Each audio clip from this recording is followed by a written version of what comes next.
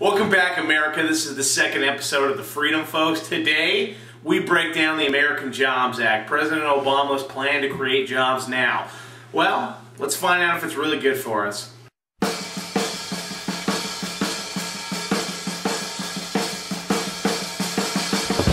You ready? Yeah. We'll give him advice on how to move that double chin. Thank you.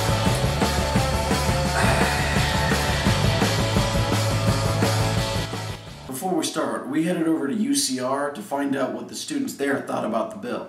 Do you support the American Jobs Act?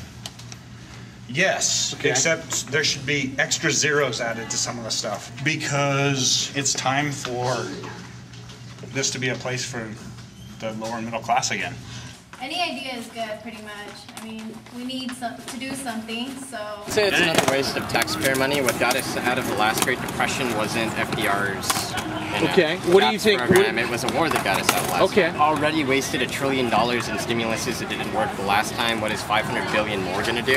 And really, when you get down by all the pork barreling, it's more going to be like $250 billion. So realistically, that money is not going to go to anybody but state workers anyways. So average Americans aren't going to see any of that money though. So in my opinion... What do you guys think? The American Jobs Act, President Barack Obama's plan to create jobs now. There's 4 sections to this bill. Section 1, relief for workers and businesses. Now, fellas, I've read this bill, and I think this section of the bill will be actually beneficial to our economy. It's going to provide temporary payroll tax cuts for employers, employees, and the self-employed, which I think will be beneficial to the country right now. People need more money in their pockets, and I'm okay with that. And there's another section in the relief for workers and businesses. It's going to provide temporary tax credits for increasing payrolls to employees. Now, what do you guys think about that part? I'm not so sure with that. Well, these tax cuts, they're only temporary, so if someone is supposed to get a tax cut for hiring somebody, but they only get the tax cut for 3 to 6 months, then their taxes are going to go back up, and they're going to be probably losing money because the government's going to hike up a huge tax on them. So they're going to do the same thing what happened to John, where he only got hired for 2 weeks. And you know what, folks? As you're going to see later, they're making fun of me, as you're going to see later in the bill here, it's clear that President Barack Obama and the Democrats in Congress don't want tax cuts. They want tax increases as proposed later on. We'll get to that later. But that's the whole key word, temporary. I think right now we need to put more money back in your pockets because, let's face it, we know how to spend our money better than the United States government.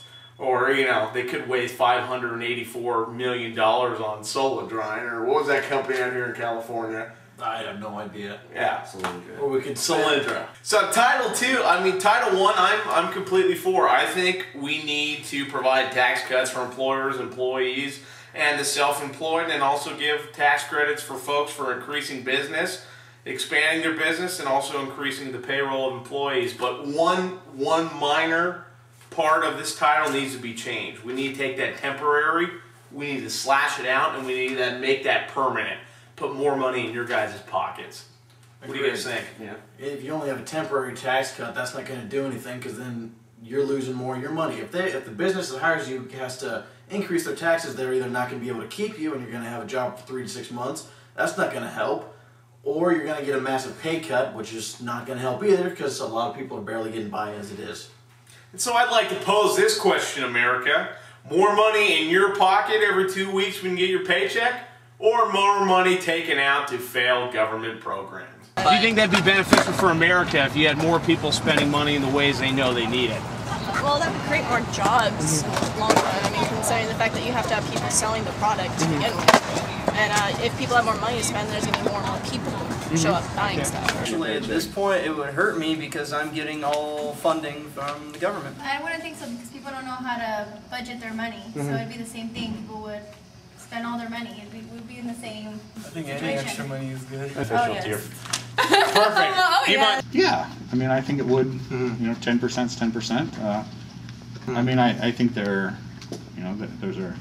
are bills that it would, bills that have stacked up before, and, there probably would be a certain amount of it that would go to, going to a slightly nicer restaurant or restaurant more often, something like that, Title II, guys, putting workers back on the job while rebuilding and modernizing America. Before we start out with the summary of this title, let's talk about the complete cost. $252 billion. Now, gentlemen, in a time where our deficit has just reached $14,652 billion, do you think this is any time we should be wasting more money on government stimuluses? Well, what do they care? They're increasing the debt ceiling to what, 15.1 trillion now? Actually, Kyle's exactly right. Just this last week, I'm sure you guys all heard about Congress and FEMA wasn't going to receive its necessary funding to continue its relief efforts. Well, Congress ended up raising the debt ceiling last week to $15,162 billion. So I don't think any of the news stations covered that. That's just something for you guys to know. Why should they care about your opinion? You know, you just live here. You're under their yeah, roof. what was the whole thing with the, like, they made such a big deal of raising the debt ceiling, and then they just did it this week, like, no problem. This last week, like... Well, because we shouldn't raise the debt ceiling, because if we raise the debt ceiling, they're just going to keep borrowing and keep increasing taxes to fund these failed social programs. We've increased the debt ceiling many times before this. Yeah, frankly, what they're doing with it is they're funding failed social programs. People are out there yelling right now, why don't we have a fiscal budget for the 2012 year? Well, because the Republicans in Congress and the Democrats on Congress believe in different ways we should use that money, and that's good, because I don't want a Congress who's just going to go in there, read a 2,000-page, not even read a 2,000-page bill and pass it and waste billions of trillions of our money, which, oh wait, they did. See, I want a Congress that's going to go in there and fight for what the people believe in, and that's what's going on right now, so I'm happy they're not passing anything, not wasting any more of our money. Okay, guys, so just to start summarizing Title II of the American Jobs Act, well, the first section is going to provide tax credits to employers who are going to provide employment for returning veterans of the wars in Afghanistan and Iraq. I'm totally for that. I think we need to, I think we need to help our returning veterans who fought for our freedom to get jobs. What do you guys think? I agree with that completely. It's not right that they could come back from Iraq and not get a job because, you know, someone who went to Harvard has a piece of paper that says he can do it, when there's some guy coming back from Iraq with actual experience. Yeah, so we're completely for this section. We think that there needs to be tax credits for companies who employ veterans. So let's go on to Subtitle B, Teacher Stabilization, guys. This is a good one.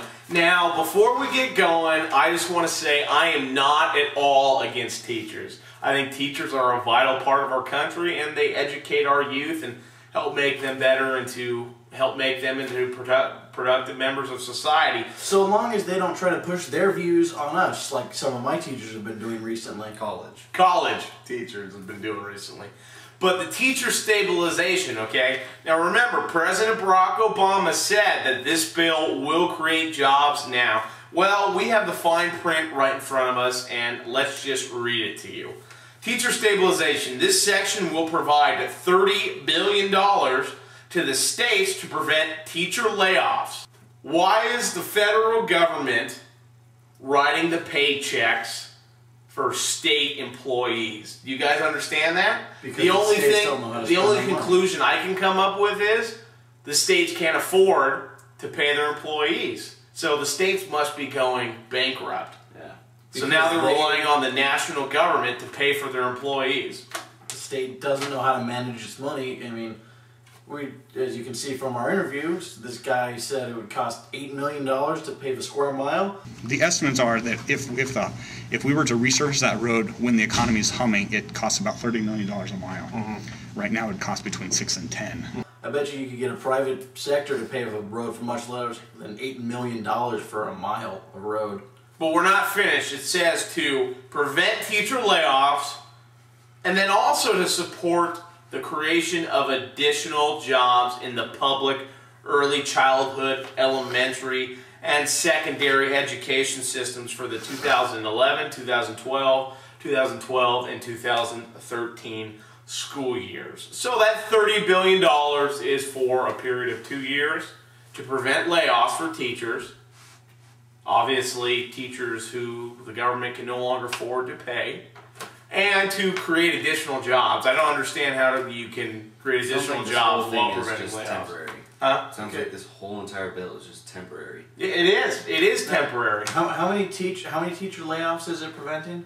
They don't have the exact figures. All I know is that the states are running extremely low on revenues. As you can see in California, there seems to be a threat every year of mass public layoffs, and California's been operating by running up an extremely high debt, and now they're hoping to get federal money to continue spending our money irresponsibly and further sinking the boat so we can pay for it. But when we have people in office like good old Nancy Pelosi and Dianne Feinstein, they really know how to spend your money. Protecting such animals as the K-rat and this some lizard up north they built some special reserve for that, I don't know. Okay, Aaron, don't do anything. Aaron, what do you think? Teacher stabilization. Do you think that's a good idea? Your opinion. If you're asking that question, then you're basically asking if this whole bill is a good, the majority of the bill, I frankly don't think is a good idea. Well, then that's not a good idea. Yeah, no, I agree completely. I don't think it is a good idea. I think it's a waste of taxpayer money. I think all this teacher stabilization is doing, frankly, I think all this bill is doing is preventing the inevitable, and that's the economic collapse of the United States. Here's something we should do. We should, I don't know, not let the teachers union not lay off anybody who has tenure. Instead, we should go based off performance. I know a lot of teachers don't want to go based off performance because they have tenure and they're What do you think? What do you think? If we went off performance, that would there'd be so many like stupid little tests and like lame things that teachers would be paying financially to get laid. I think it's a great idea to get more teachers in, for jobs, get more teachers jobs. Here's something. I think, I'd be going off on a tangent here, but I think, like, how much of our money goes to prisons? You know what I'm saying? Oh. Like, that's going on a whole nother tangent. Yeah. But it's like education is a foundation. You know what I'm saying? No, I agree completely. I think something we could do to dramatically cut state spending is, how about public employees who get these huge pensions have to actually pay a little bit of their own money into their pensions and not sue the county for having to pay 2% like LA County PD and Fire Department. That's pathetic. They're just whining because they have to start contributing. So, Yeah, like the rest of us who are unemployed because, I don't know, there's no jobs out there. So, but, what the heck were we going to bring up? No, but, yeah, I mean, some makes a valid point. We need teachers to promote, to help kids become good people, good members of society. But, the way to create those teacher jobs is to let private sector go out there and develop not only our national resources, but go create jobs. Give companies tax credits for setting up operations over the states. Don't fine them because they put a little, I don't know, pollutant in the atmosphere. Don't fine them. Instead, why doesn't the government give these companies incentive by saying, if you guys set up operations, say in California, we'll provide all the environmental machinery needed for you to run a clean operation, and you set up an operation here, we're giving you a tax credit, we're cutting your payroll tax, we're cutting your corporate tax. You guys go create jobs. And by private sector going and creating jobs, the federal government's just going to get more revenue, we're going to make more money, and we'll be able to live within our means, people. Subtitle C, guys. First responder stabilization. The purpose of this section is to prevent layoffs and support the creation of additional jobs for law enforcement officers and other first responders. We're giving $5 billion to the states to accomplish this goal. $1 billion of that money is going to police officers, and $4 billion is going to other first responders, paramedics, fire department, etc.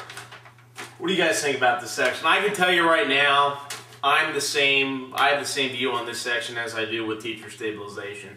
All we're doing is writing the paycheck for state public employees, and we can't afford to do that right now, guys. We're $14,650 billion in debt, and that money's coming out of our pocket. We have the highest debt of any nation in the world.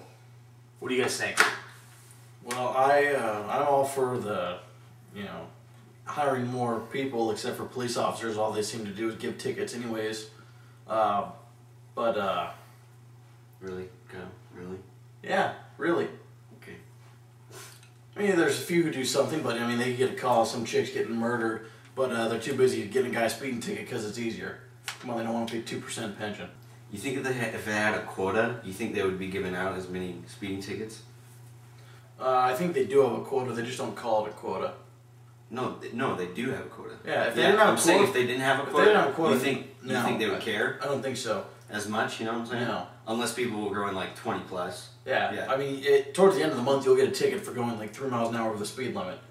Guys, off the topic of writing tickets for a second, I think our police officers, I think our fire department, I think our paramedics are a valuable part of our society, and I think they contribute to the safety of our society, and they make this country great, and they put themselves out there on the line and save lives. But let me tell you right now, we can't afford all of these public employees, whether it be first responders, whether it be teachers, whether it be bus drivers.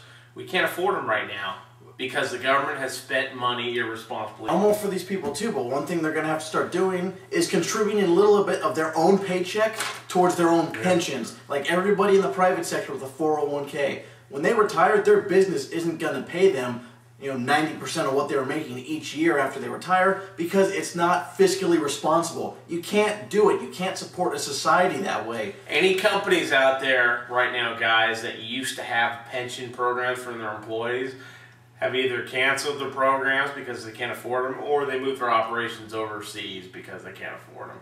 So if firefighters and public employees, if they want pensions, they're going to have to contribute a lot more to their pension, just like a private employee does with a 401k. So we're all in agreement on here on this? Okay, well, let's move on. Subtitle C, guys, it's school modernization, and this is part 1. This is for elementary and secondary schools. The purpose of this section is to provide $25 billion for the modernization, renovation, and repair of elementary and secondary schools. School buildings in the public school districts across America, supposedly in order to support the achievement of improved educational outcomes in those schools. Well, guys, I'm going to tell you, all green buildings they're supposed to do is everything that's supposed to be going green. I'm going to tell you right off the bat, okay? One, that the $25 billion in this bill for this section cannot be used at all to build any new buildings. All you can do is use it to quote-unquote modernize the buildings, and what they mean by that is to promote green modernization of the school buildings. So using quote-unquote green energy.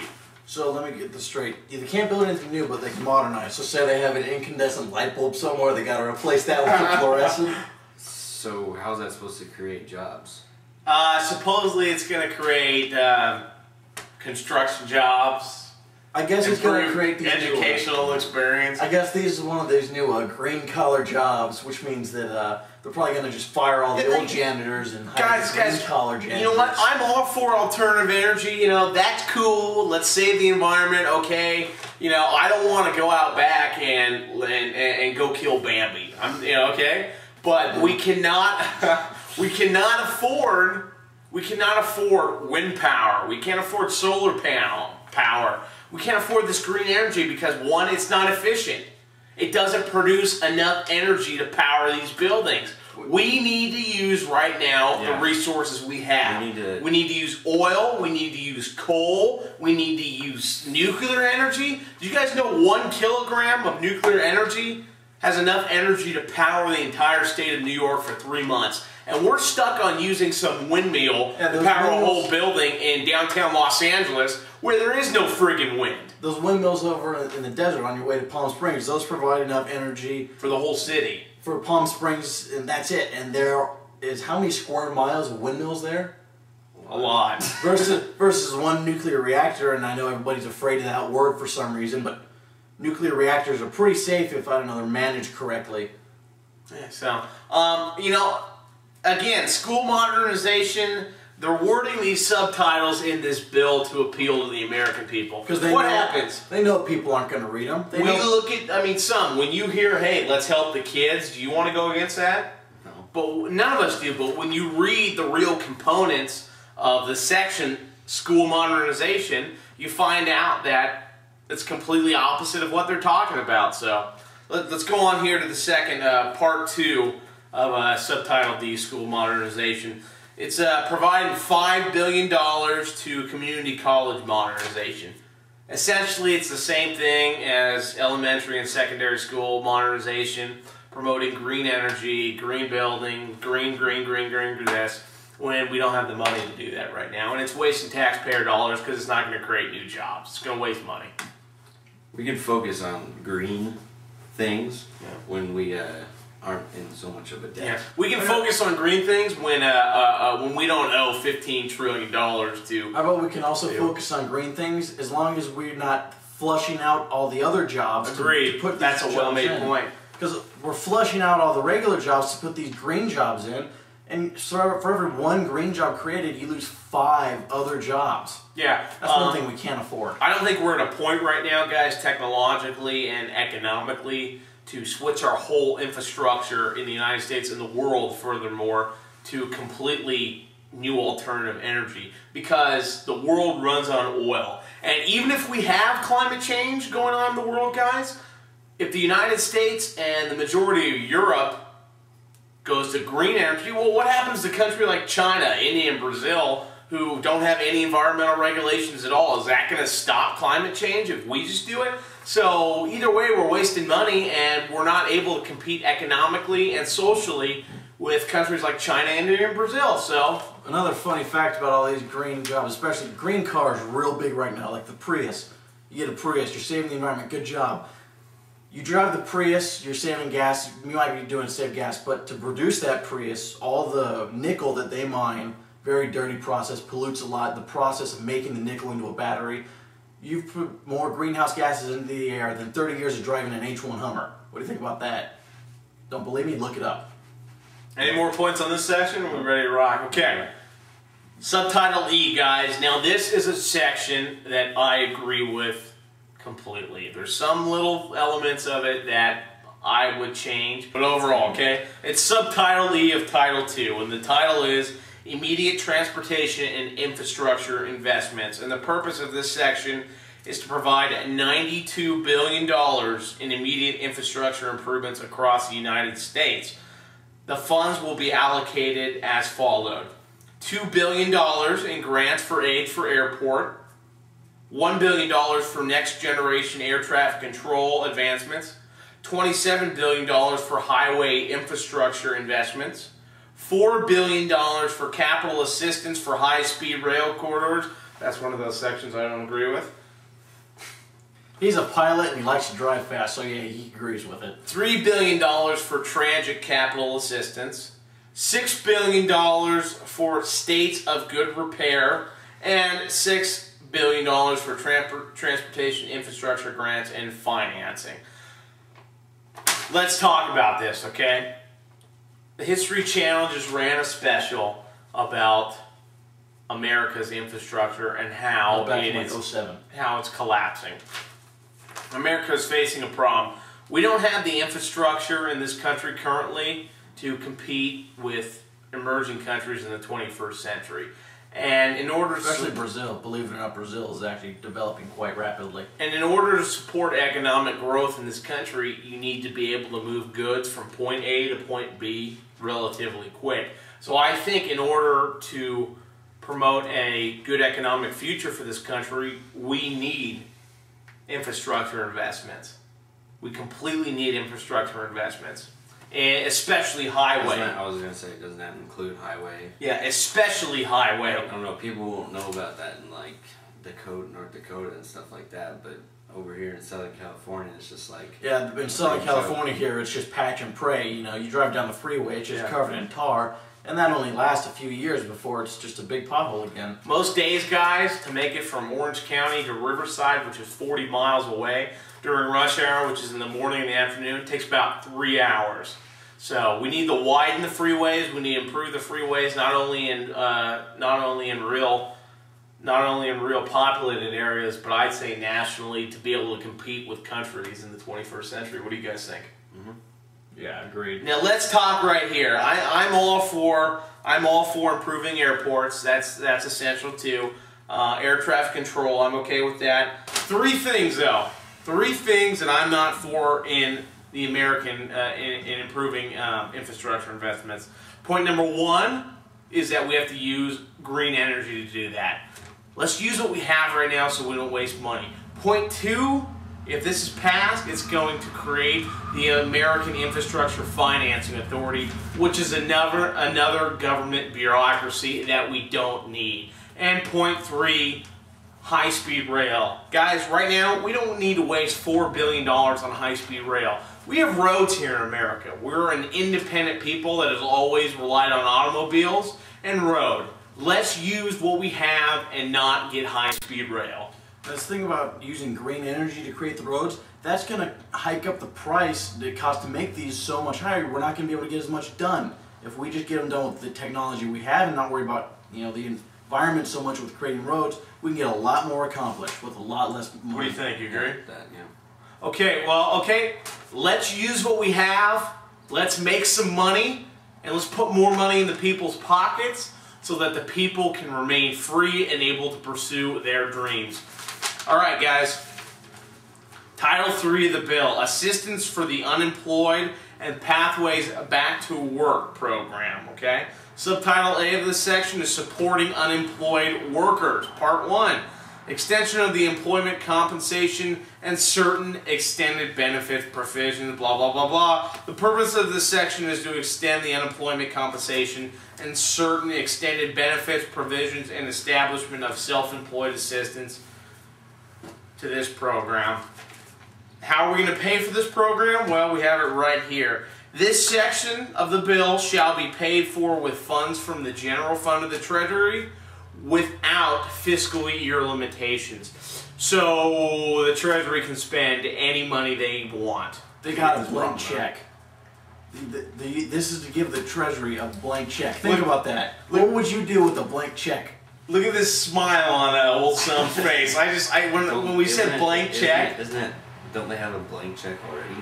Basically, pretty much. Not yeah. what they do, but I mean, you know, how much? You know, they can't go over the debt ceiling, so they can't spend $1 trillion No, in a year. they'll go over the debt ceiling. They'll just keep raising it. Oh yeah, they'll just print money. You know. And guys, I don't think right now there should be a blank check available to the United States Treasury to accomplish this section when we're almost $15 trillion in debt and we're projected to hit $26 trillion in debt in 2020 if we remain on our current fiscal path. We'll be about our debt will be about 90% of our GDP annually. And that's when the whole system is just going to start crashing, guys. We have 9.5 years, ladies and gentlemen, 9.5 years to pull the people of this country together and let Washington, D.C. and our state governments know that they work for us. They answer to us, and we expect them to do their job. And you know what? We're going to tell them how to do their job. And that's our job. What are you going to say? You can't be afraid of the government thinking there's nothing you can do. If you think you can't do anything, we're just going to keep going farther and farther down this path, and it's going to be irreversible. You got to stand up and do something about it. If you don't, you're going to lose everything. They work for us, and we're going to remind them that. Okay, moving on now, the Reemployment Now program. $4 billion from the general fund of the United States Treasury for 2012. So $4 billion for one fiscal year. 2012 for creating programs for job training, green job creation for people who are unemployed. Waste of money. What do you guys think? Waste of money? Pretty much a waste of money. Some? Okay. Subtitle A, Part 2, Short Time Compensation Program. The purpose of this section is for an employer to reduce the number of hours worked for an employee in lieu of layoffs. So let's say your employer's thinking about laying off some people. Well, under this, they'd be able to just reduce your hours instead of laying you off, and then the government will subsidize the hours that you no longer work with money from other people who do work. I don't agree. So taking money out of individuals' pockets. Like if you had 40 hours a week, you're barely making it right now for your family. If any of us were doing that, would you be mad if they increased your taxes to pay for someone else who has lost hours at work? Taking more money out of your check? No, I want to give away my money to other people. You're full of it, aren't you? Okay, so I think we're agreed. The reason why it's not that we're not generous. It's not we don't care about other people. I think I should be. I should, you know, want to give my, you know, not be forced to give my money to help other people. Exactly. I'm not against the welfare of the people. I just don't want, if I'm barely making it by, I don't want to have to give more of my money and not make it by to give it to somebody who's barely making it by also. That's the thing, guys. We care about other human beings. We want to help other human beings, but we need to take care of ourselves first and our families first. And then we'll take our money and we'll donate it to them. Let's not take more money away from the people and hurt the whole economy, okay? And here's the thing with people need our money. You know why? Because money in this country is freedom. Money gives you the ability to go pursue your dreams and your goals, and that's what this whole country was founded upon. And taking away people's dreams and goals is taking away their money, and I see that as a direct threat to the freedom of the people. Here's another thing. Say you are making it by just fine. You have a little extra money also. What are you going to do with that money? You're going to spend it. If you spend more money, everyone else is spending more money, that's going to put, you know, people are going to have to produce more goods to keep up with that, and that's going to employ more people. Instead of giving them a crutch and just giving them more of your money, that's going to put the economy in a slum instead of raise it up. That's how the free market works. We think so. Good deal. Okay, let's move on. Subtitle B, long-term unemployment hiring preferences for unemployed workers. The purpose of this section is to provide tax credits to companies who hire people who have been unemployed for a long time. And by a long time, they mean 6 or more months. You know, this is kind of an iffy one. I really think that an individual should be hired based on their abilities, based on what they can bring to the table.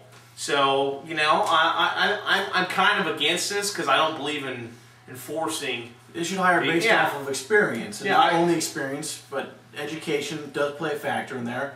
But experience is a big one. But here's another thing: a lot of companies now are only hiring if you have X amount of experience. You also have to hire new people who don't have experience so they can get experience, and everybody can start working. There are those jobs. Like, there's a lot of jobs where people, they don't want first timers. You know what I'm saying? Like Pizza Hut. That's where I first worked. That's a great place for people to get a first job. Places like that, but not, I don't know, salesman jobs. Well, jobs like warehouses. I've been trying to get maybe a warehouse job because I'm currently unemployed. They want you to have experience, and they want you to be a trained forklift operator. You gotta, pay for that. You can't pay for that if you don't have any income, and you can't get a warehouse job if By the way, you have we're experience. unemployed. We were all laid off, so subscribe to our channel so we can make money. Hey, growing the economy, baby, one show at a time. No, so let's.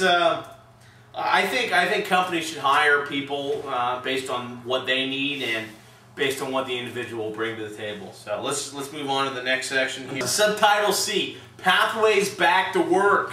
Purpose for this section is to establish in the Treasury of the United States a fund which shall be known as the Pathway Back to Work Fund. This fund will be paid for with $5 billion from the Treasury of the United States. Hey, and you know where the Treasury of the United States gets that money from? You're correct. The taxpayers. Wouldn't you like $5 billion? Oh wait, you gave it to them. $5 billion for the government to create more programs that will give people job training to get green jobs and get jobs for the 21st century. The whole thing with green jobs, I'm getting sick of it. I think everybody's sick and tired of green jobs. You know what we want? We want money so we can be free. And so, hey, maybe we can take some girls out to lunch and have our own family. That's what we want. Nice. I enjoy the would be nice. Yeah. Instead of giving my job. So yeah, $5 billion for Pathways Back to Work. Folks, if you want to go improve your skills, do it on your own dime because I don't want to pay for it. I need to improve my own skills and I want to do it on my own dime. So go out there, do it yourself. Don't rely on other people. End the topic. They're trying to get all these social programs like FDR, because, you know, all the history books say FDR got us out of the Great Depression. You know, forget the fact that World War II started everybody producing things again and putting people back to work. You know, because that would have nothing to do with it working. We're going to edit this and you're going to be able to see, like, an arrow pointed towards Mooney going angry.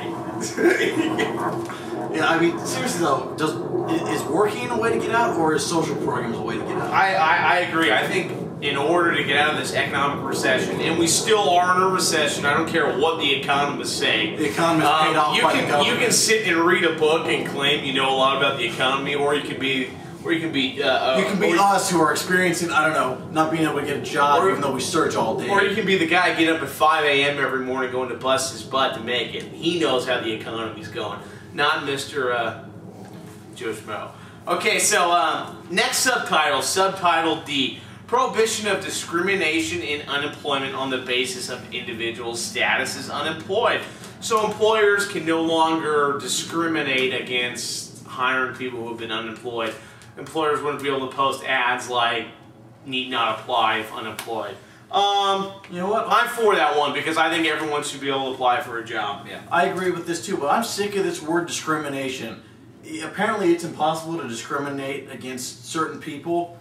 If you ever go into a retail shop in Southern California, look at how many females versus males are working there. That's a form of discrimination. Oh no, I'd rather... No. We have just summarized the American Jobs Act. Remember, President Barack Obama's plan to create jobs now, and the president says that the plan is fully paid for. Now let's go on to the section where he describes how he's going to pay for it. Title 4, Offsets. This is the good part. With respect to an individual for any taxable year, if the taxpayer adjusted gross income, if you're a single person and you make $125,000 a year or more, or you're a married couple filing a joint return making $250,000 a year or more, or $200,000 in all other cases, you are subject to a tax increase. So this is how the president plans to pay for his American Jobs Act. Now, I think it's funny that we see our elected officials in Washington, D.C. parade around saying that the rich need to start paying their fair share to this economy. Does $225,000 or $250,000 and $125,000, do those people sound like rich? Because I don't think those people are rich at all. I think they're upper middle class doing well. Yeah, to me, I think it should be increased. You know, well above that. But I still think that's a good idea in a way. But still, that you're right. You know, 200 is not. You know, and decide still middle income. If you're a person right now making $250,000 a year, you and your wife, or you're an individual making $125,000 a year, those are the people who are out there who are spending money, maybe investing that money, maybe thinking about starting their own company.